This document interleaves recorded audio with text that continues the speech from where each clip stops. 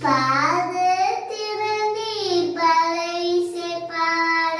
பொன்னனை நாளும் பூருதி ஆட வல்லால் மருகில் வளலவ எலிஃப தேலை வயிறும் பெருமாடும் கோடு வேலன் முகமும்